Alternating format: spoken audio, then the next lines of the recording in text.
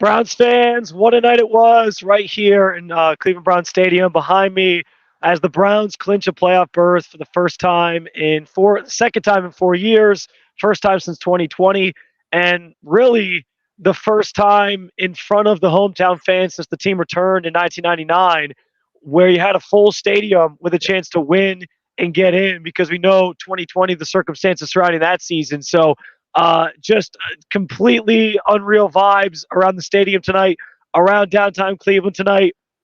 I'm half tempted when I get out of here just to stop in some of the bars just to see what kind of is going on in downtown Cleveland tonight, because I'm sure it's a madhouse. I'm sure it's a lot of fun. But the Browns are going to the postseason, and they're locked into at least being the 5 seed when the playoffs start here in a couple weeks. Playoffs, man. I mean, there's going to be so much that you and I can talk about in terms of the game, what happened on the field, Joe Flaco, this defense, David Njoku. There's so many things.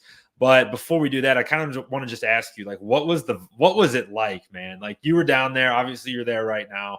It looked from where I was watching that it was out of control. I mean, it looked like the perfect environment. I was there in 2020 when there was 10,000 people in the stadium, and it was a weird deal. But this one was packed. This one felt right. So you were actually here in 2020. I was. You were one of the lucky few that got to experience it. It was a Christmas and birthday gift. All of my family were all born in the winter time. So my brother and sister and I all pitched in for my parents to do this birthday Christmas gift, and we were here, and it was incredible. But it didn't hold a light to what you experienced tonight.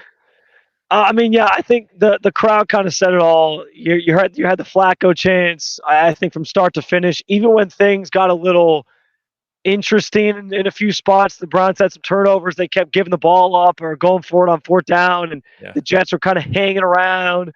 There was that Jerome Ford fumble that wasn't a fault. It was close, and they reviewed it and said his knee was down, but it looked like it could have gone either way. Even through all that, I don't think the stadium really lost a lot of their energy.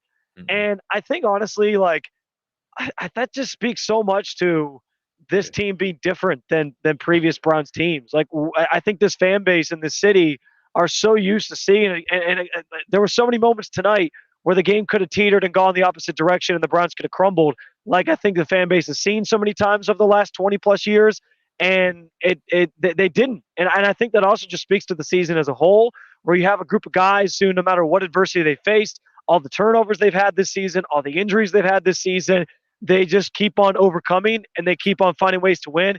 And in a game that they pretty much dominated, it could have been a lot different, but they took care of business tonight and they're going to the playoffs. I think it was a really cool atmosphere to see in person.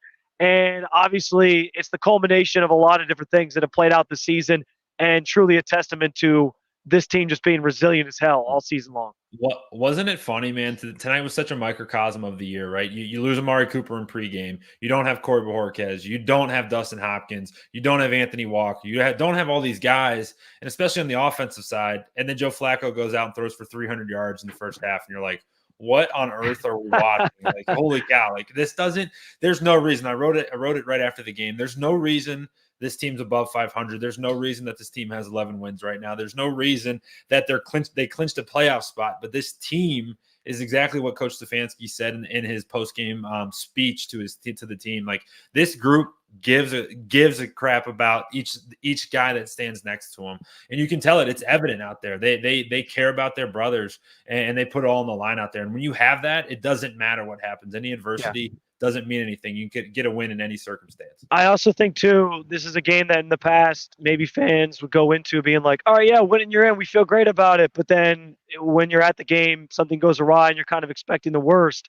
Mm-hmm. I thought they came out firing first drive of the game, which, by the way, since Joe Flacco's been the starting quarterback on this team, the Browns have scored an opening drive touchdown in 4 of the 5 games that he started in.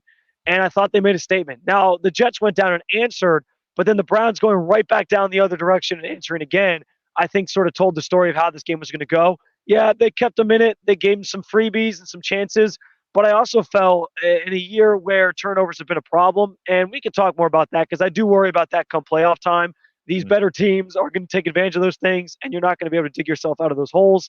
So that's probably something they need to address and fix when we get closer or once we get into the playoffs.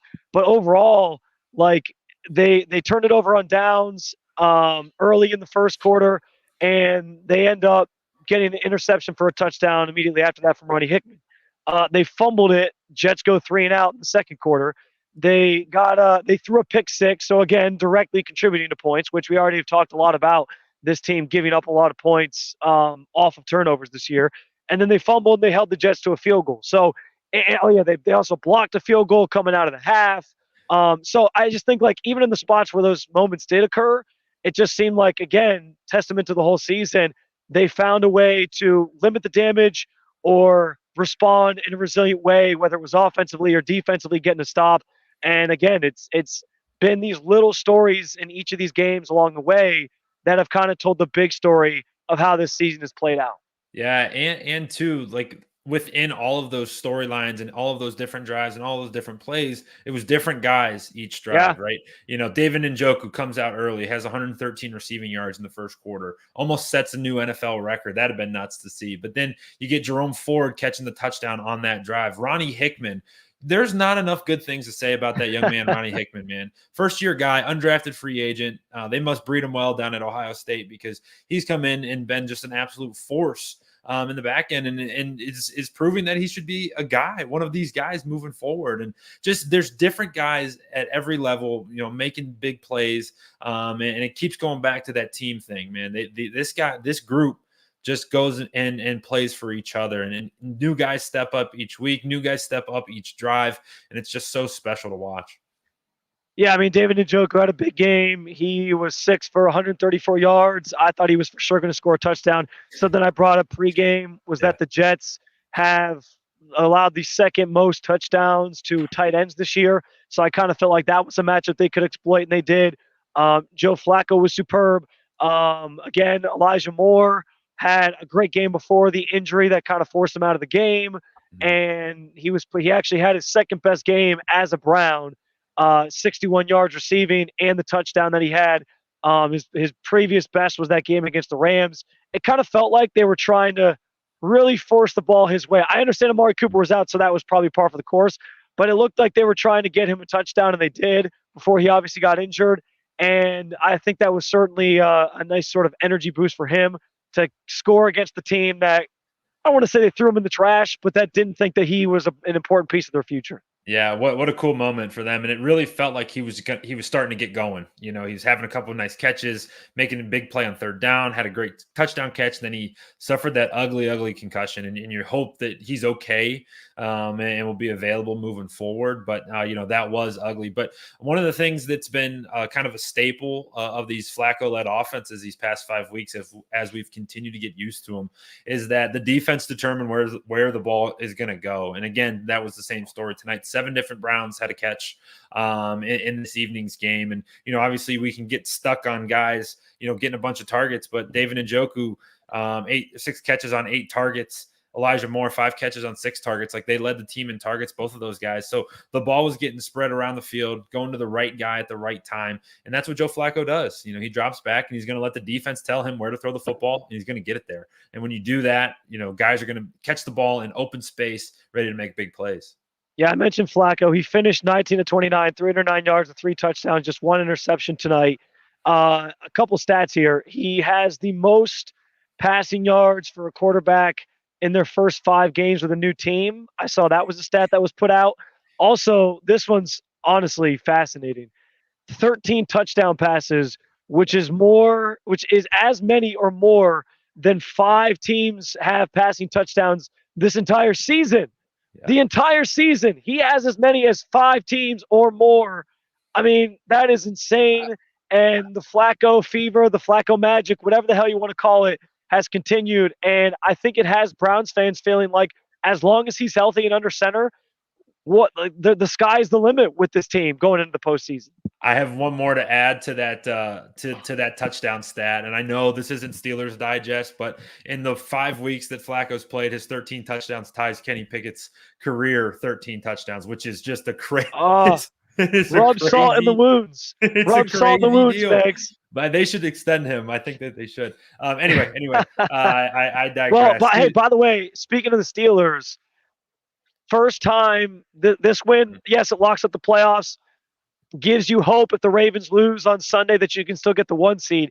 But also, guys, this win guarantees that you'll finish ahead of the Pittsburgh Steelers. The Browns will, for the first time since 1989. Just so many different things we can rattle off that were impressive about this game, this team, and what they accomplished by making the playoffs at 11-5. And what I want to do is flip it over to the other side of the football, man. This defense, again, this wasn't their best performance, and Breece Hall was kind of getting going a little bit, and Trevor Siemian actually looked pretty solid. Garrett Wilson had a couple really nice catches, but this is a group that, again, you give up 20 points to the Jets here, but you take a pick six off the board, so you give up 13 points. That's 13 points that they've given up in the last two games, besides that stretch of backups that kind of faltered. So this group has been just totally spectacular, and you hear the news afterwards about what Myles Garrett's been dealing with this week, which is so sad. Just a great reminder to hug your people, hug your loved ones, and give them a kiss, because you never know. But just amazing, the heavy heart that he's dealing with, and he was able to perform. And Zadarius Smith gets a TFL or a sack, potentially, however they're going to grade that out.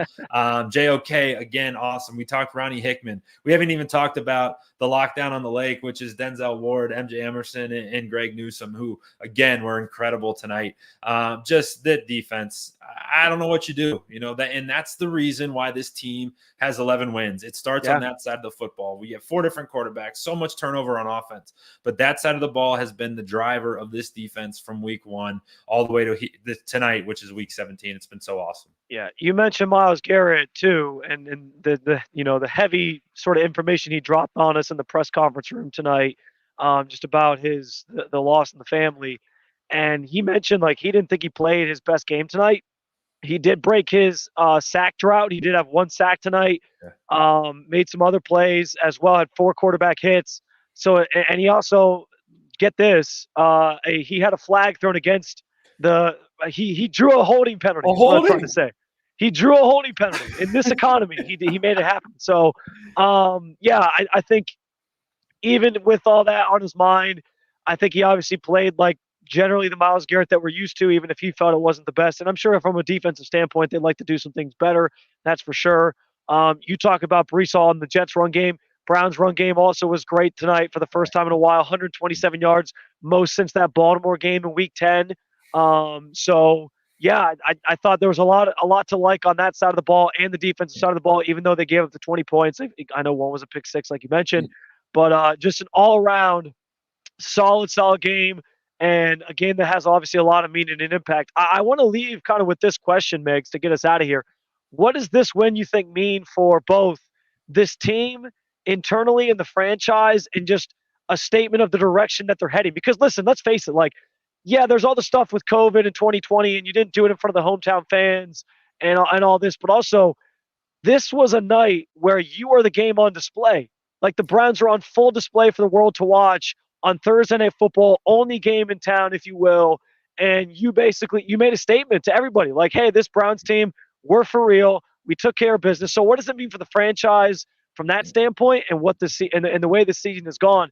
But also, what do you think it just means in terms of the fan base and how much it means to them to see them get this win, see them lock up a playoff berth, and see this team go to the playoffs for the second time in 4 years? Yeah, I think you hit it right on the head. This was their opportunity, and you couldn't have scripted it any better. This was their opportunity to show the world what we as fans kind of knew, right? We knew that this Flaco thing wasn't fluky, right? The first couple weeks, you're like, is this going to end? Is this just Cinderella? And then you're seeing it. We've been seeing it. We're watching it every week, and we know this isn't a fluky thing, and we know that this defense isn't just good because they're playing bad quarterbacks. They're a legit group and legit at stopping teams. And also what you're seeing too, and what we knew, is that the stadium you're in, the place you're at, there's a legit home field advantage there. And like you said, this was an opportunity to show the world you're going to hear a totally different tune around this team tomorrow when it comes to the national landscape. I mean, people are talking Super Bowl, people are talking this and that. But what we knew of this group is that they're resilient. It doesn't matter who plays. They care about each other, and they play so darn hard.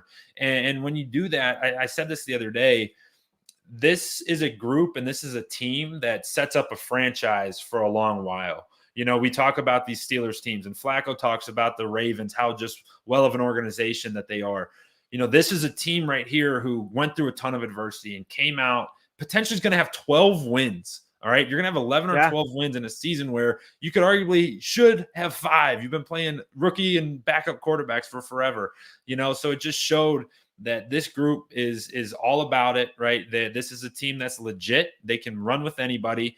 And mind you, from an X's and O's standpoint, the Jets had the number 3 defense in the entire NFL. We threw for 300 yards in the first half without our number 1 wide receiver, and half of that without our number 2 wide receiver. So this offense can go. We just showed the world that, and you're going to hear some stuff tomorrow. Yeah. The narrative around this group is going to be a lot different come the morning.